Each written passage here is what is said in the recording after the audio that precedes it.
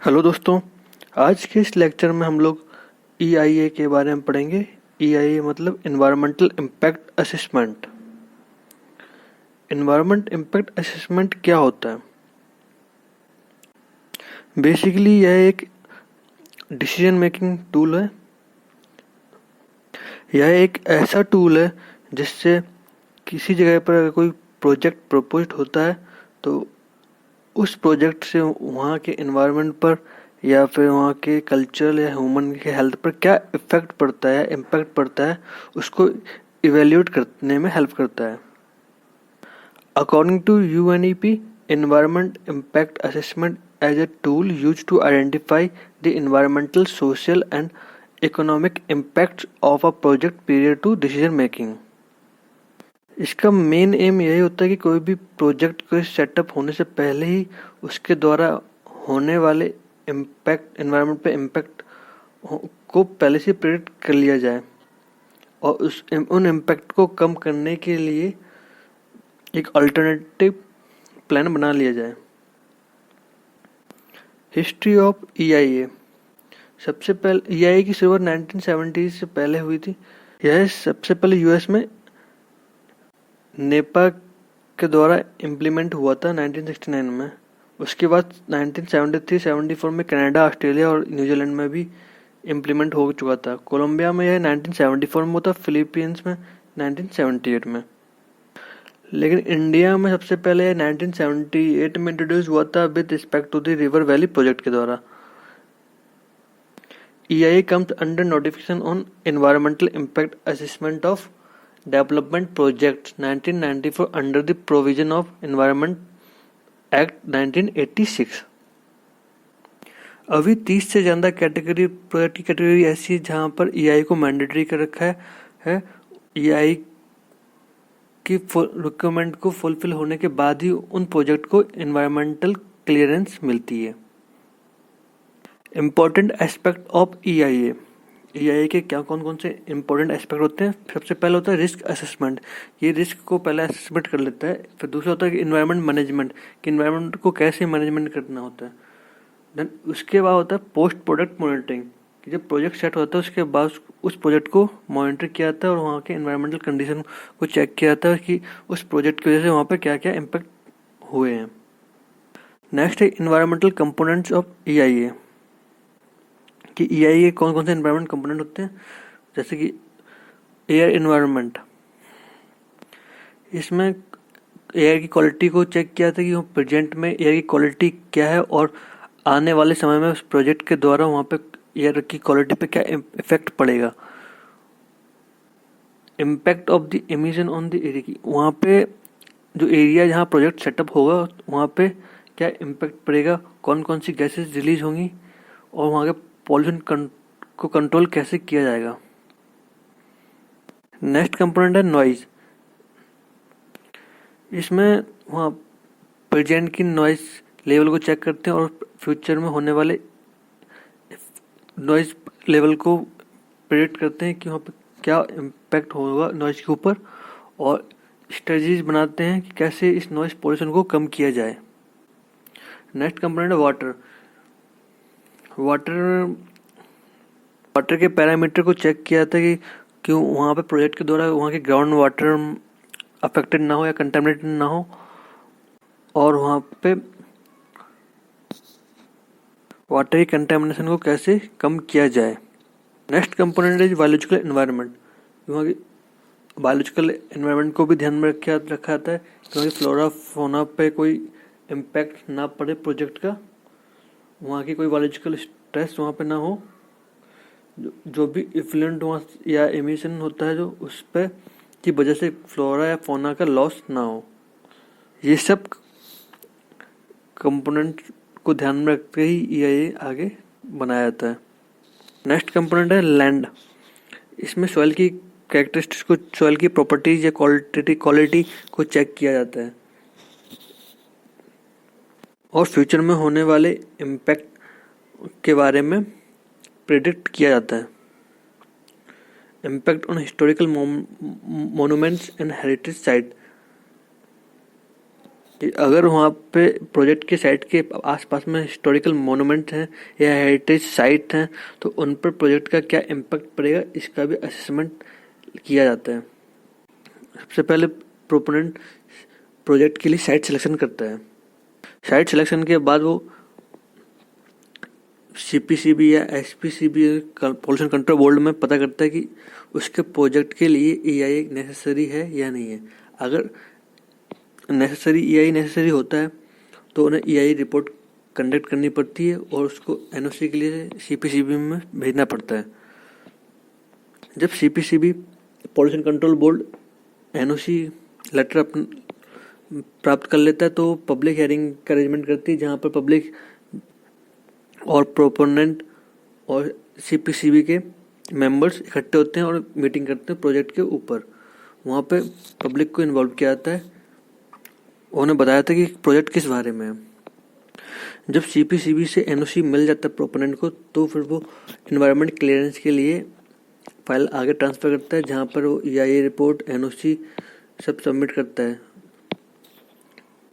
ये file environmental एप्रिशियल committee द्वारा review की जाती है और फिर वो सजेस्ट करती है कि इस प्रोजेक्ट को एक्सेप्ट करना चाहिए या रिजेक्ट करना चाहिए, या फिर वो इसमें कुछ चेंजेस के लिए वापस प्रोपोनेंट को फाइल ट्रांसफ़र कर देती है।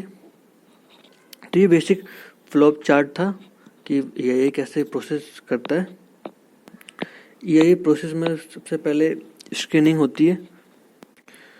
In this, the project plan is screened for scale of investment, location, and type of development, and if the project needs statutory clearance.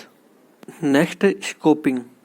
इसमें प्रोजेक्ट द्वारा होने वाले इम्पैक्ट को एनालाइज किया जाता है और उसको कम करने की क्या पॉसिबिलिटीज है, ये सब चेक किया जाता है और इसको मॉनिटर किया जाता है। नेक्स्ट है कलेक्शन ऑफ बेसलाइन डाटा। इसमें baseline data is the environmental status of study area. इसमें स्टडी एरिया को अच्छे से स्टडी की जाती है कि उस एरिया में इन्वायरमेंट की क्या कंडीशन है। नेक्स्ट है इम्पैक्ट प्रेडिक्शन। इसमें प्रोजेक्ट के पॉजिटिव और नेगेटिव, रिवर्सिबल और इरिवर्सिबल, टेम्पररी और परमानेंट इम्पैक्ट को प्रेडिक्ट किया जाता है और उसको अच्छे से समझा जाता है। नेक्स्ट है माइटिगेशन मेजर्स एंड ईआई रिपोर्ट। इस रिपोर्ट में यह मेंशन होता है कि कैसे प्रोजेक्ट के इम्पैक्ट को कम किया जाए या मिनिमाइज किया जाए या उससे बचा जाए। नेक्स्ट है पब्लिक हियरिंग। जब ईआई रिपोर्ट कंप्लीट हो जाती है तो पब्लिक हियरिंग का अरेंजमेंट होता है, जिसमें कि प्रोपोनेंट, पब्लिक और इन्वायरमेंटल ग्रुप एक साथ प्रोजेक्ट के ऊपर कमेंट्स करते हैं और उस प्रोजेक्ट को लेकर पब्लिक क्या ओपिनियन रखती है उसको सुनते हैं। नेक्स्ट है डिसीजन मेकिंग। इसमें इम्पैक्ट असेसमेंट अथॉरिटी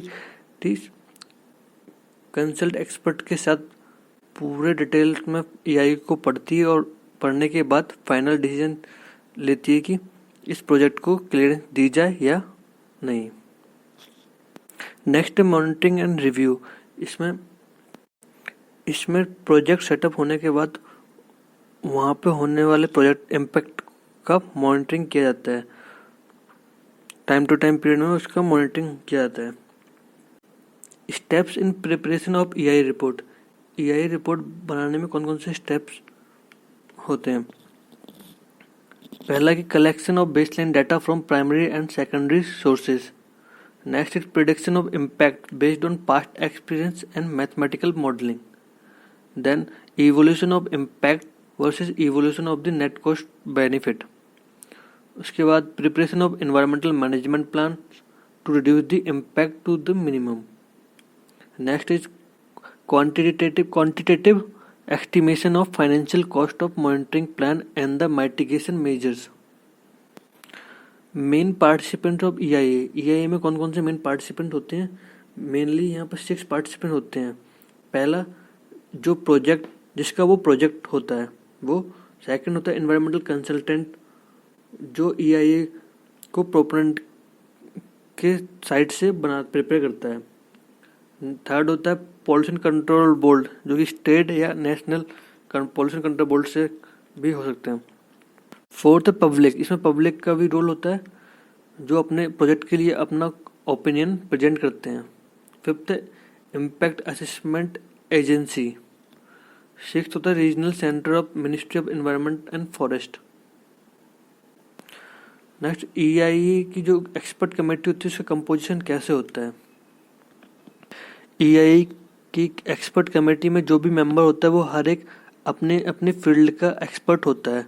जैसे कोई इकोसिस्टम मैनेजमेंट का एक्सपर्ट होता है तो कोई एयर वाटर पॉल्यूशन कंट्रोल से होता है, कोई फ्लोरा फौना कंजर्वेशन मैनेजमेंट से होता है, तो कोई लैंड यूज प्लानिंग में, कोई इन्वायरमेंटल हेल्थ में होता है, कोई सोशल साइंस या हैबिटलाइजेशन में होता है।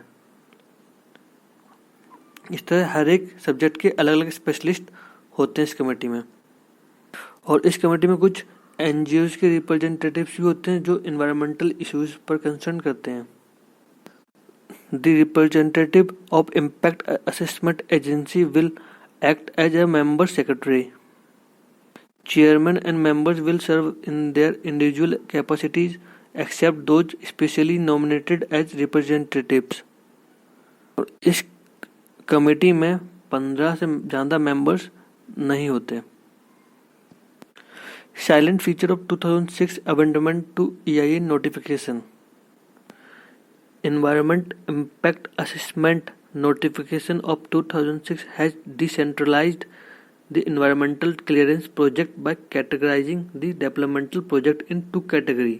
Category A जिसमें नेशनल लेवल अप्रिशिएबल होता है और कैटेगरी B जो स्टेट लेवल के प्रोजेक्ट होते हैं। Category A project are appraised at national level by impact assessment agency and the expert appraisal committee, and category B project are appraised at state level. State level environment impact assessment authority and state level expert appraisal committee are constituted to provide clearance to category B process.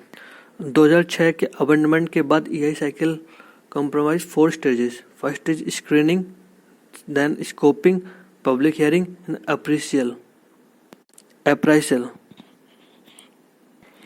Benefits of EIA. EIA links environment with development for environmentally safe and sustainable development. EIA provides a cost-effective method to eliminate or minimize the adverse impact of developmental projects. EIA enables the decision makers to analyze the effect of developmental activities on the environment well before the developmental project is implemented. EIA encourages the adoption of mitigation strategies in the developmental plan. EIA makes sure that the developmental plan is environmentally sound and within the limits of the capacity of assimilation and regeneration of the ecosystem. I hope आपको ये video अच्छी लगे। Thank you.